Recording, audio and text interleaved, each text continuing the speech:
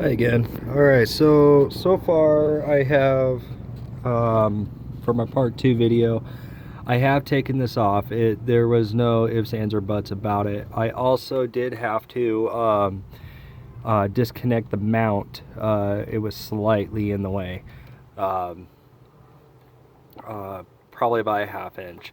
Not even that, it was more like a ½ inch, but either way, it was slightly in the way, so I had to disconnect it. Anyways, so far, from the previous video, I have disconnected the mount. I used a size 15 millimeter. You got one long one, long bolt. You're gonna need two to get that off. And there's a short one. The short one goes towards the front frame here, the radiator frame. Anyways, I've done that. I've also taken off the I forgot what they call this. Basically it's to the water pump. Anyways, it was pretty simple to take off. It's just really tight fit.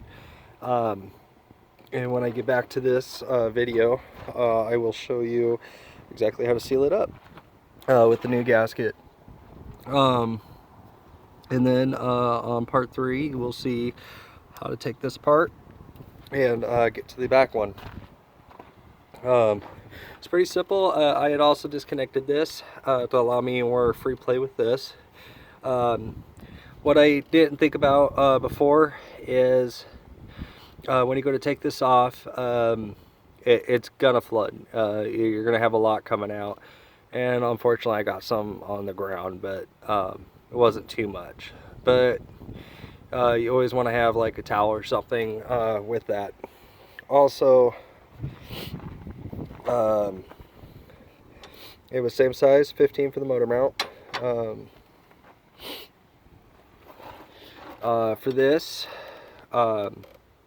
this was the regular screw, but for this, and that was a 5/16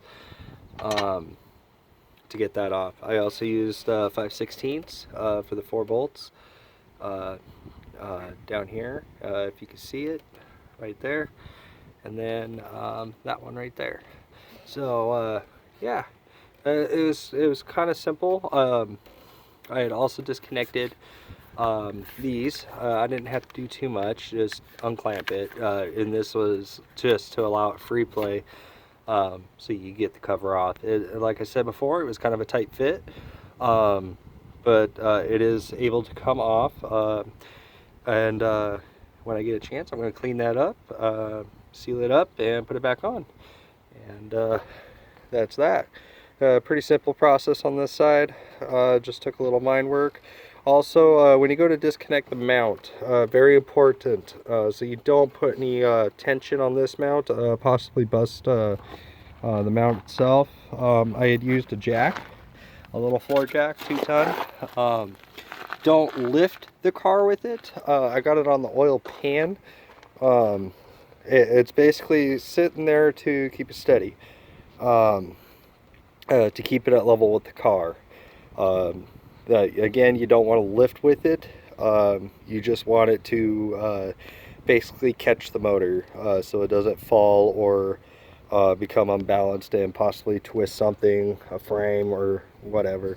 It is a pretty heavy motor, so want to be careful with that. Again, a suggestion for the jack is to put a block underneath the jack, right at the tip of it, so it doesn't possibly puncture a hole in the oil pan if you were to do too much. So yeah, that's that, and that's end of part 2.